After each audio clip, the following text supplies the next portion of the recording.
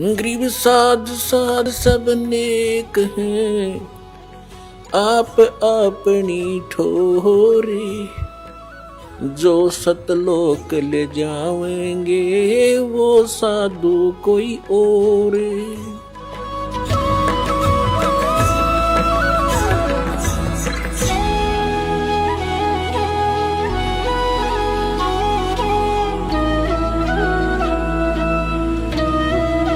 इष्ट देव पूज्य परमात्मा होते हैं और गुरुदेव उस परमेश्वर इष्ट का एक प्रतिनिधि होता है जो उस परमात्मा से मिलाने की विधि बताता है। जो संत अपने सतगुरु गुरु को ही इष्ट देव कहते हैं, उनको आध्यात्मिक ज्ञान कुछ भी नहीं है। वो आध्यात्मिक गुरु नहीं हो सकते।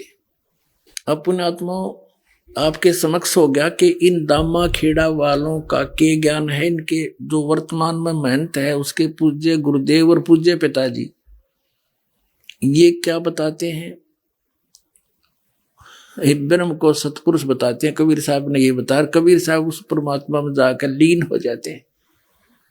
और परमात्मा कैसे है, धर्मदास जी ने सतलोक देखा, वापस आकर बताया कि वो परमात्मा मनुष्य दृश्य है। जो काशी में स्वयं आए हुए थे, कबीर नाम थे, दुल्हा नाम से, खुद सतपुरुष है।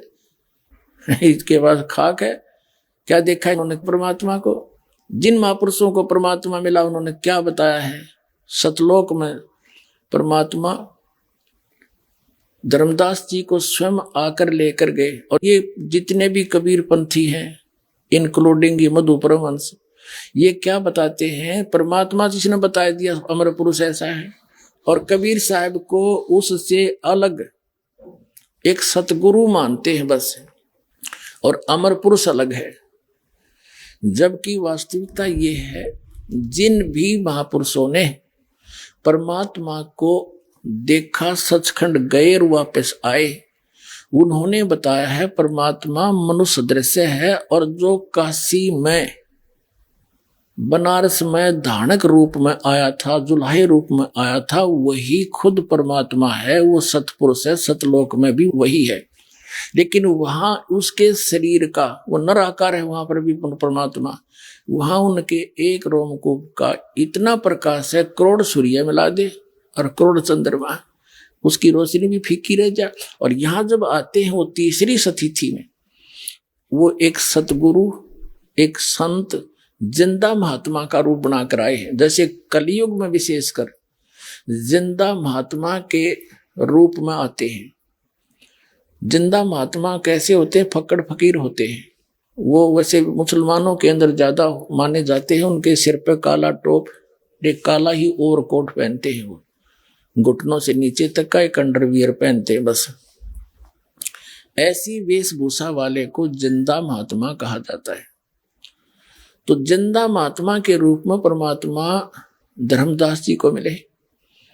धर्मदास जी को बहुत सा ज्ञान समझाया, लेकिन ये ज्ञान हमारे अंदर इतना ठोक ठोक कर भर दिया, जल्दी सी दूसरे ज्ञान को ग्रहण नहीं करने देता। लेकिन मालिक के सच्चाई में इतना वजन है, वो स्थान अवश्य बना के छोड़ती है लास्ट में। धर्मदास जी ने सब प्रमाण मान लिए, सारी बात सुन ली, और फिर भी लास्ट में ये जिज्ञासा कर दी कि हे परमात्मा, आज तक यो किसी ने नहीं बताया हमारे को कि ऐसा कोई स्थान है जहां से हम आए और वहां ये सुख है, वहां जन्म मृत्यु नहीं है। परमात्मा जब तक आंखें नहीं देख लूंगा, इतने दिल में कच्चापन रहेगा, मेरे मन में जचे नहीं। तो परमात्मा ने तो ये काम करना ही था।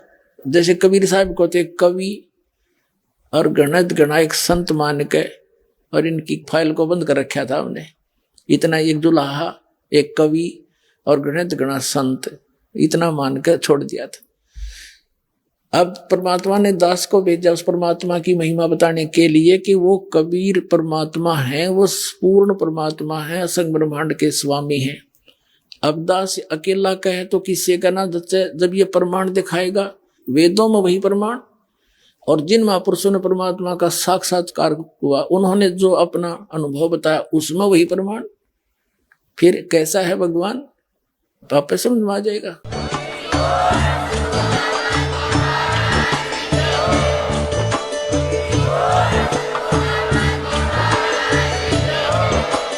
आप सुन रहे थे जगत गुरु तत्वदर्शी संत रामपाल जी महाराज जी के मंगल प्रवचन। अधिक जानकारी के लिए विजिट कीजिए हमारी वेबसाइट www.jagatgururampalji.org। संत रामपाल जी महाराज जी के शुभ आशीर्वाद से पूरे विश्व भर में 500 से भी ज्यादा नाम दीक्षा केंद्र हैं, जिन पर संत रामपाल जी महाराज जी द्वारा ऑनलाइन निशुल्क नाम दीक्षा दी जा रही है। अपने नजदीकी नाम दीक्षा केंद्र का पता करने के लिए संपर्क करें 8222880541।